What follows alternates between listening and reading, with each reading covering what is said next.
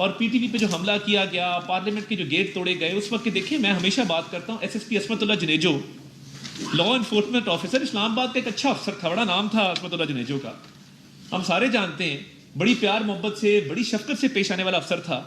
اس پر جو تشدد کیا گیا, جو بہیمانہ تشدد کیا گیا, اس کی کیا وجہ تھی؟ یہ مائنڈ سیٹ تھا کہ ڈنڈے کے زور پہ جو ہے وہ ہم نے ریاست کو جو ہے گھٹنے ٹیکنے پر مجبور کرنا ہے. ریاستیں گھٹنے نہیں ٹیکتی ہوتی ہیں, میں اللہ تعالیٰ کے فضل سے میں بالکل کلیئر کرتا ہوں. ریاست کا کام کیا ہوتا ہے؟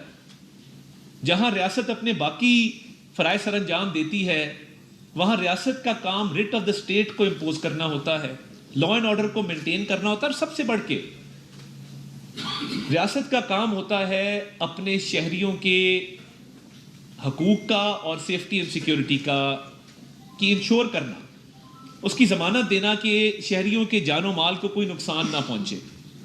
ہمارے پاس انٹیلیجنس رپورٹس آنا شروع ہوئیں, اور ایک ادارے سے نہیں, 3-4 مختلف ذرائع سے یہ رپورٹس آنا شروع ہوئیں کہ یہ جو فائنل کال ہے, یہ فائنل کال کی گارد میں کوشش کی جائے گی کہ قتل و غارت کی جائے, کوشش کی جائے گی کہ خون بہایا جائے, اور کوشش کی جائے گی کہ لاشوں کی سیاست کی جائے. اور دیکھیے, میں اور محسن نقوی صاحب وی آر آن ریکارڈ, ہم نے ایک مرتبہ نہیں, ہم نے کئی مرتبہ آپ سے پریس کانفرنسز کے دوران یہ گزارش کی کہ یہ چاہتے ہیں کہ ان کو لاشیں ملیں, یہ چاہتے ہیں کہ یہ لاشیں گرائیں, اور یہ اچھی نیت سے نہیں آ رہے ہیں.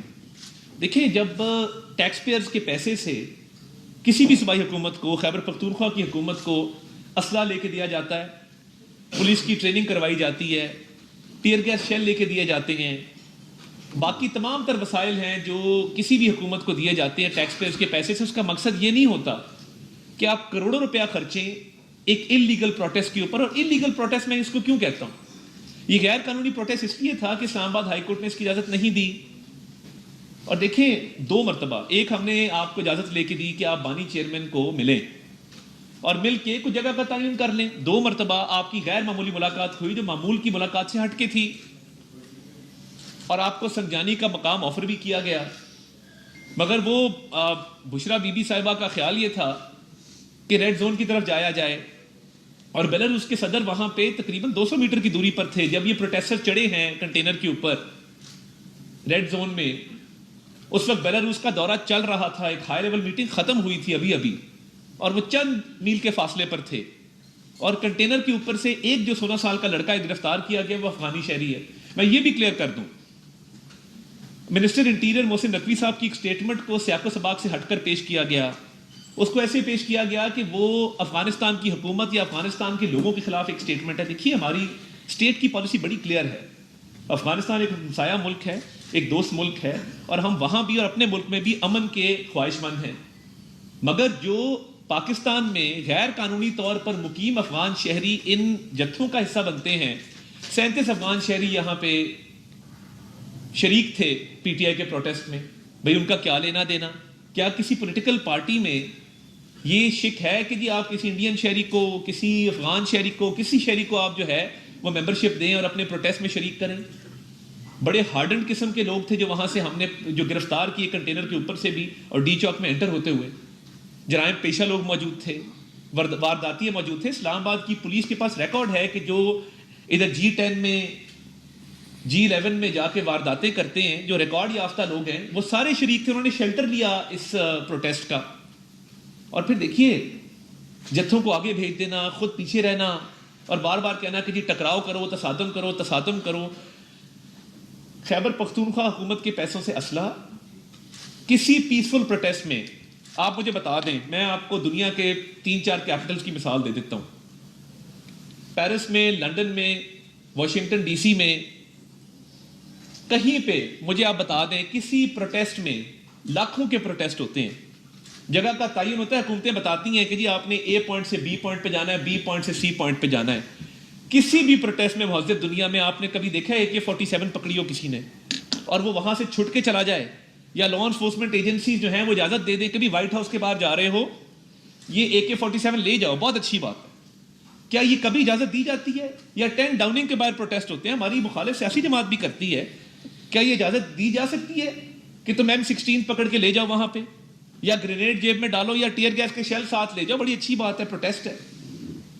کسی مہذب معاشرے میں جو مظاہرین ہوتے ہیں وہ ڈنڈوں سے، گلیلوں سے، پتھروں سے، بنٹوں سے، گرینیڈ سے، اسلحے سے لیس نہیں آتے، اور کروڑوں روپیہ جو خیبر پختونخوا حکومت کی خزانے سے تیل پر، باقی چیزوں پر خرچ کیا جاتا ہے، اس کا ذمہ دار کون ہے؟ اس کا نوٹس کس نے لینا ہے؟